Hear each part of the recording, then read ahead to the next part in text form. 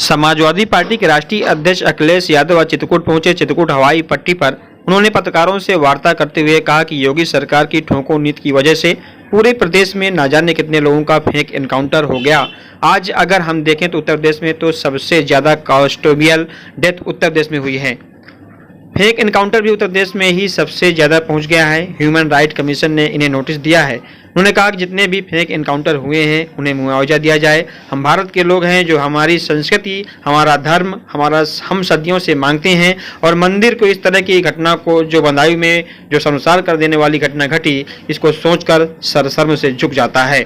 अगर मीडिया ने खबर में नहीं दिखाया होता तो इस खबर को भी सरकार लीपापोती कर देती। उन्होंने कहा मीडिया की मेडिकल रिपोर्ट लगने से मामला उजागर हो गया था।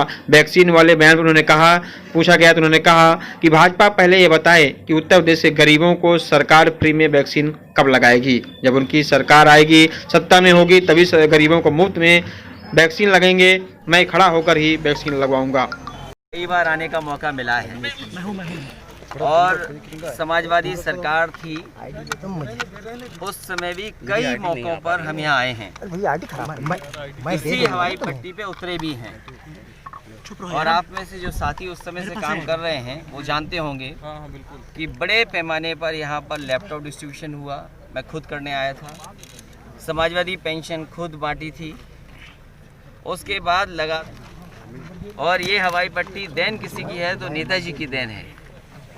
इस हवाई पट्टी को बढ़ाकर मुझे दुख है इस बात का कि भारतीय जनता पार्टी के 4 साल पूरे हो गए, उसके बावजूद भी कोई काम आगे नहीं बढ़ रहा। जो योजनाएं, जो परियोजनाएं बनी थी विकास कार्य की, सब रुक गई। तो विकास तो भारतीय जनता पार्टी ने रोका ही है, रोका है। लेकिन जिस तरीके से उत्तर प्रदेश के हालात हो गए हैं, जब से मुख्यमंत्री जी ने कहा कि ठोको, और उस ठोको फैसले की वजह से न कितने निर्दोष लोगों का फेक इनकाउंटर हो गया। आज अगर हम देखें उत्तर प्रदेश की स्थिति, तो सबसे ज़्यादा कस्टोडियल डेथ होती है उत्तर प्रदेश में, सबसे ज़्यादा फेक एनकाउंटर हुए हैं, सबसे ज़्यादा नेशनल ह्यूमन राइट कमीशन ने नोटिस दिए सरकार को, और सबसे ज़्यादा ये भी निर्देश मिले हैं कि जिन लोगों की आपने जान ली है उनको मुआवजा भी दीजिए। और हाल में जो बदायूं में हुआ है, हमारा सबका सर शर्म से झुक जाता है।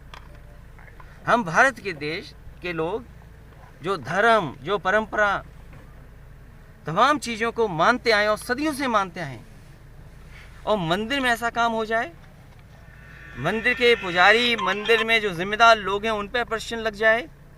वो किस हैवानियत से उस बेटी के साथ, उस माँ के साथ घटना हुई है, कोई कल्पना नहीं कर सकता। अगर मेडिकल रिपोर्ट न देखी होती किसी ने, अब तक तो पुलिस ने कहानी कुछ और बना दी होती। आखिरकार पुलिस कर क्या रही थी? और जब मैं आज आया हूँ, सुबह लखनऊ के लोगों ने जब आंख खोली होगी तो उन्होंने अखबार में देखा होगा कि किस तरीके से ठोको नीति के तहत किसी अपराधी ने किसकी हत्या कर दी। सवाल ये नहीं कि वो कौन है, लेकिन अगर राजधानी में हत्या हो जाए, खुलेआम गोली चलने लगे, कोई किसी की जान ले ले, और फिर जांच के नाम पे क्या है? क्या हमने आपने नहीं देखा? पुलिस कर्मी जो मौके पर गए थे, बहादुर हमारे सिपाही, उनकी जान चली गई, जांच हुई। ऐसा जहाँ नया कानून है, समाजवादी पार्टी उस कानूनों का विरोध करती है। राज्यसभा, लोकसभा में जब भी हमें मौका मिला है, यहाँ हमारे राज्यसभा के सांसद हैं बिशंबर निसार जी, वो जानते होंगे, राज्यसभा में पूरा विरोध किया समाजवादी पार्टी ने। और समाजवादी पार्टी इकलौती पार्टी थी जिसके राष्ट्रीय प्रमुख महासचिव जी ने कहा कि ये कानून जब पास हो जाएंगे तो ये डेथ वारंट है किसान के लिए। कि अब तो कंपनियां लड़ने लगी, हम उसमें भी नहीं जाना चाहते। लेकिन अब बताए भारतीय जनता पार्टी कि कब तक गरीबों को फ्री वैक्सीन लगा देगी, ये बताए भारतीय जनता पार्टी। जब समाजवादी सरकार आएगी, गरीबों को फ्री लगेगी, और सबसे पहले खड़े होकर के वैक्सीन मैं लगवाऊंगा। का मकसद क्या है आज यहाँ चित्रकूट में समाजवादी कार्यकर्ताओं से मिलने का और अपना विकास भी देखने का। 2022 में देखिए, भारतीय जनता पार्टी धोखे के अलावा, झूठ के अलावा क्या कर रही? आप बता रहे हो बेटियों के लिए मिशन, महिलाओं के लिए सुरक्षा के लिए मिशन चल रहा है। कल ही मुख्यमंत्री जी ने, बीजेपी के नेताओं ने पता नहीं किसान के लिए कौन सा मिशन शुरू किया। और आप चित्रकूट के लोग जानते होंगे, यहाँ पर किसान एक कार्यक्रम हुआ था, क्या बच्चों को नहीं बैठा दिया उसमें? और पहले से ज़्यादा किया है। ये भी कहा जाता है कि कई स्टेट के बजट हैं, उससे ज़्यादा हमने भुगतान कर दिया। लेकिन क्यों भारतीय जनता पार्टी ये नहीं बताती है कि 10,000 करोड़ अभी भी किसानों का गन्ने का पैसा बकाया है। एम्बुलेंस जानते हैं, वो समाजवादी की देन है।